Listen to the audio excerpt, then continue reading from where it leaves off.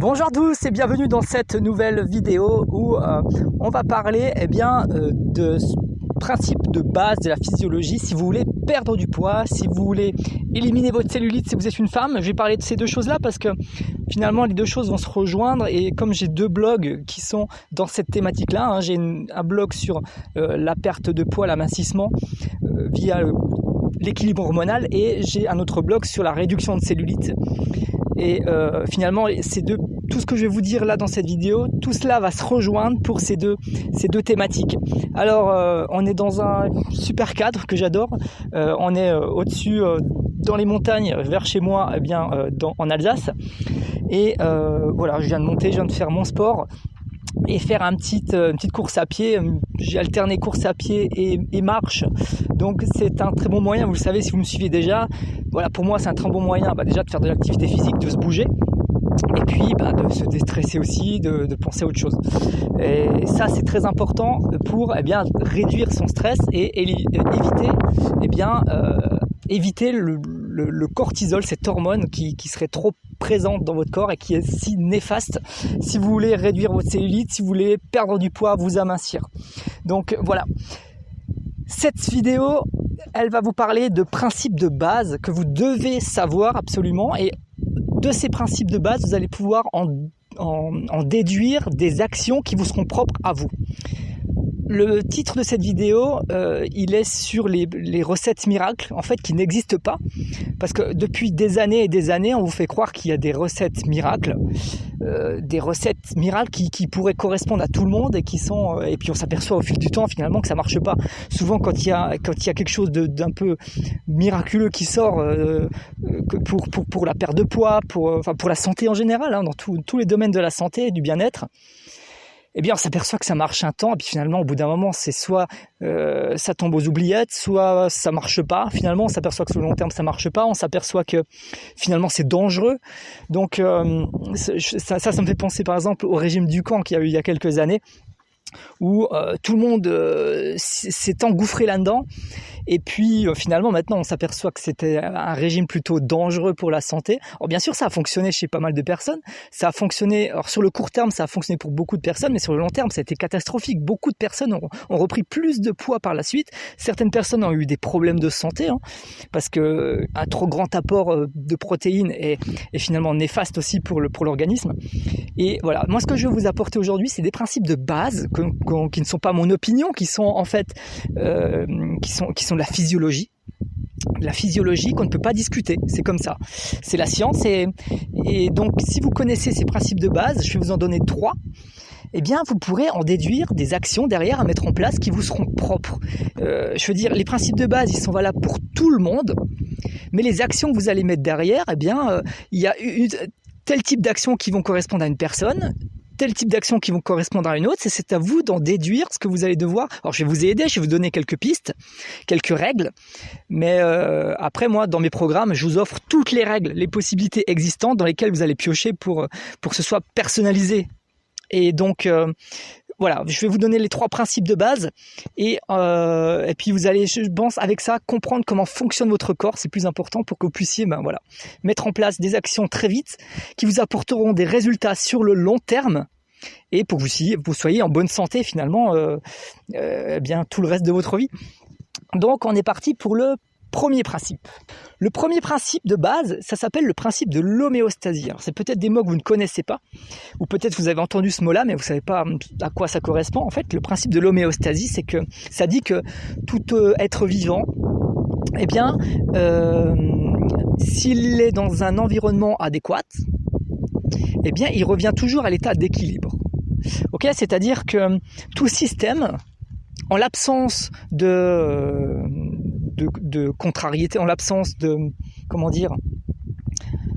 perturbation, va revenir à son état d'équilibre. Alors, c'est-à-dire que, par exemple, vous avez votre sang, votre pH dans le sang qui tend toujours à être à un certain niveau, d'accord ?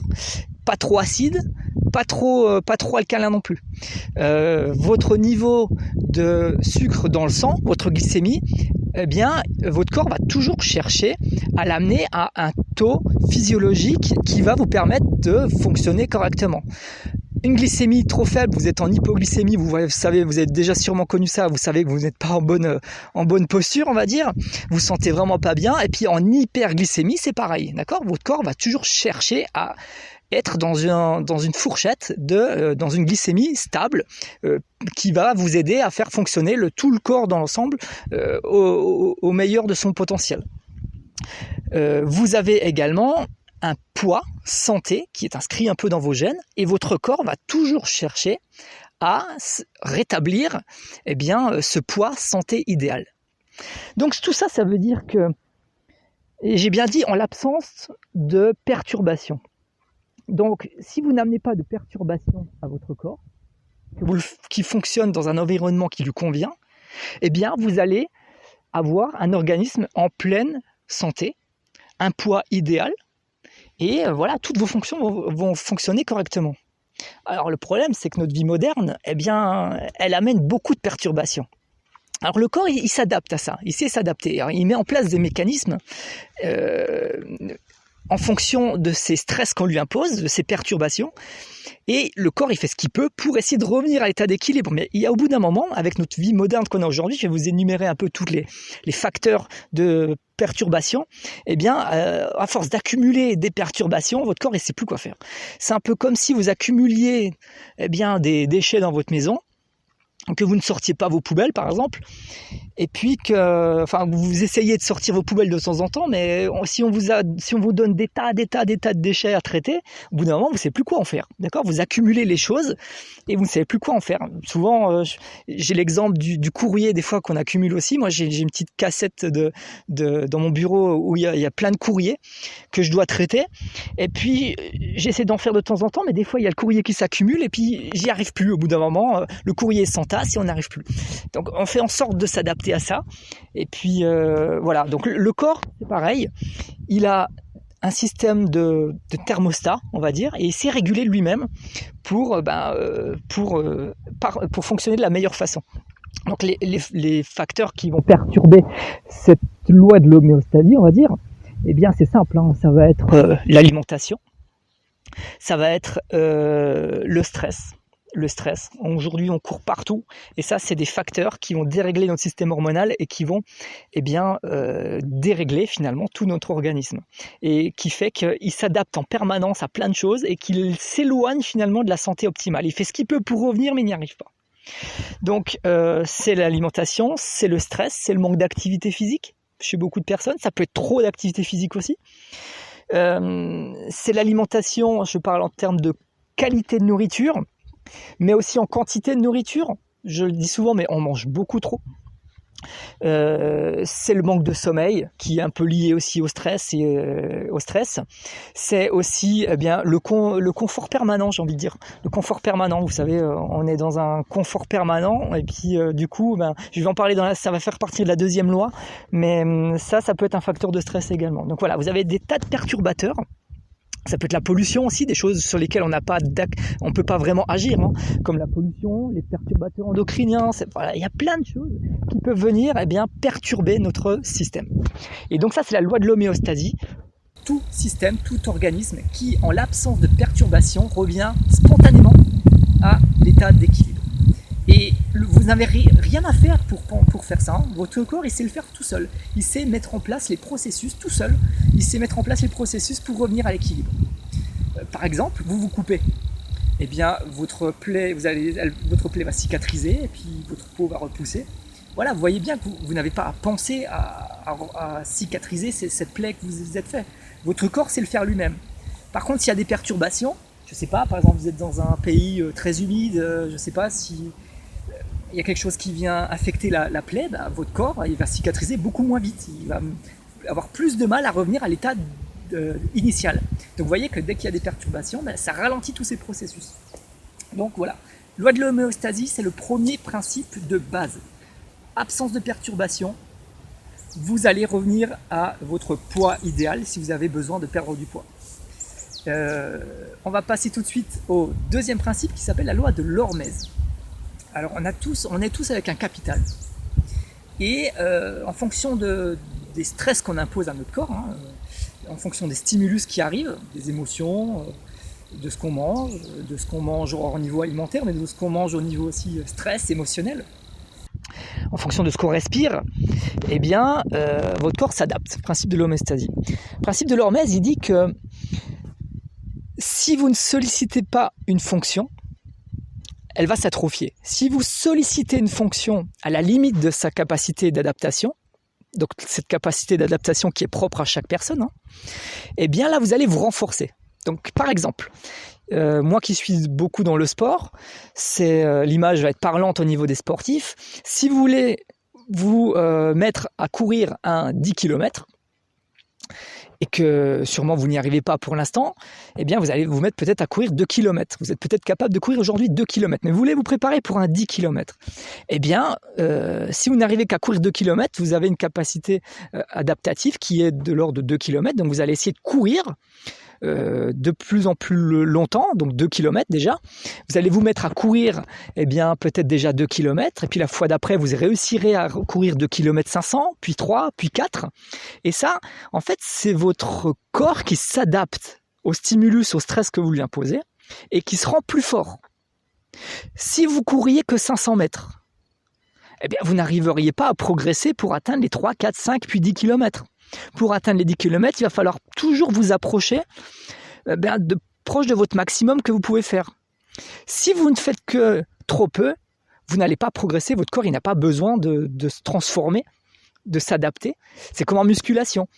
Vous faites de la musculation, vous êtes peut-être capable de soulever des poids de 3 kg aujourd'hui, pendant 20 répétitions, et puis la fois d'après vous arriverez au fur et à mesure des séances à augmenter la charge que vous pouvez pousser ou le nombre de répétitions que vous poussez. Chaque fois que vous imposez un stimulus, un stress ponctuel court à la limite de votre capacité d'adaptation, votre corps va mettre en place des processus pour que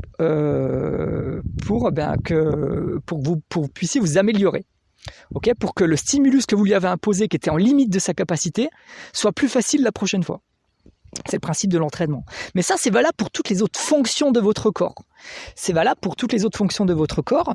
Par exemple, si vous voulez vous habituer au froid, eh bien, vous allez vous exposer de temps en temps au froid. Alors le froid a plein d'autres bénéfices, j'ai fait un article en ce sens, a plein de bénéfices sur le système immunitaire, sur la perte de poids aussi, parce qu'on fabrique un peu plus de graisse brune, mais je vous invite à aller voir cet article pour ça.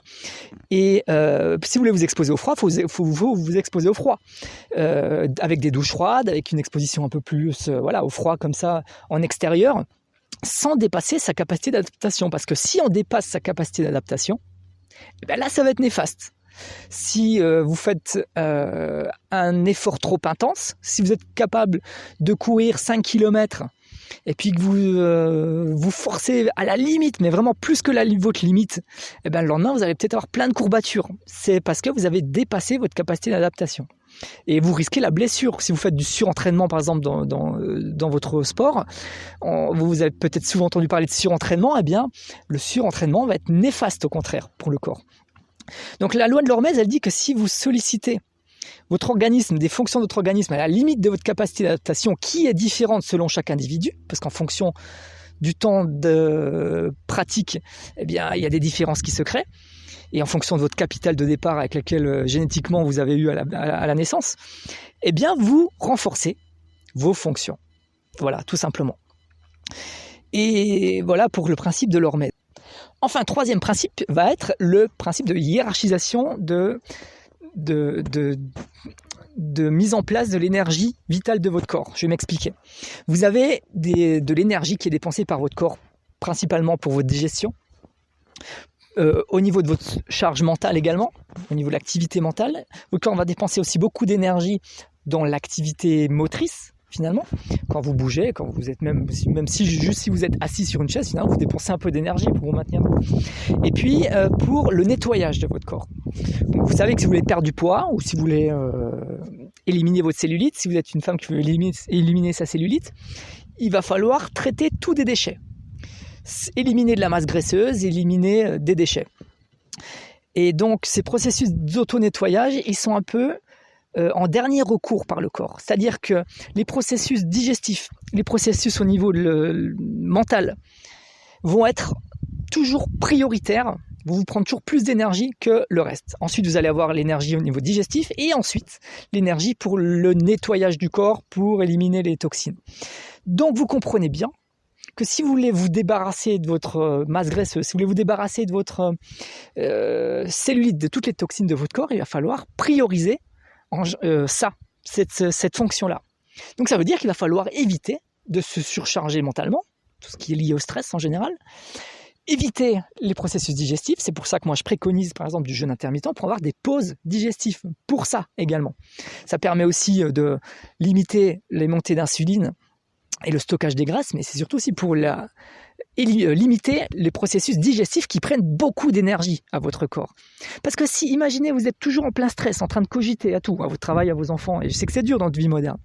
Si en même temps vous avez mangé des gros repas, si vous mangez souvent, donc processus digestif en cours également, eh bien, votre corps, et puis vous êtes en train de bouger en plus, votre corps, il n'a pas le temps de se mettre au nettoyage. D'accord ? Donc vous accumulez des toxines et puis votre corps, votre système hormonal est déréglé et vous n'arrivez pas à perdre du poids. C'est pour ça qu'il y a des gens, je vois des gens qui sont en salle de sport, qui vont faire du sport tous les jours. Ils se sont inscrits dans une salle de sport, ils vont faire du sport tous les jours. Ils sont en stress permanent par leur travail, par leur vie familiale, etc. On leur a préconisé qu'il fallait manger tout le temps. Merci l'industrie agroalimentaire qui nous a inventé les snackings et toutes ces choses-là depuis les années 70. Donc, on nous fait manger en permanence. Donc, énergie mentale, énergie digestive, énergie motrice, votre corps, il ne peut pas du tout s'atteler au processus de nettoyage. D'accord ? C'est impossible. Donc, il va falloir prioriser des choses. Le stress, je l'ai déjà dit, mais le stress, il faut vraiment gérer ça. Le système digestif, le mettre au repos le plus possible. Alors, je ne dis pas qu'il faut faire des régimes. Je ne dis pas qu'il faut avoir un régime restrictif. Quand je parle de jeûne intermittent, c'est des pauses, des repos digestifs où vous ne mangez pas, des périodes de jeûne. Et dans les périodes où vous pouvez manger, d'accord ? Vous pouvez avoir des bons repas. Moi, je me permets de manger comme avant, sauf que j'ai des pauses digestives.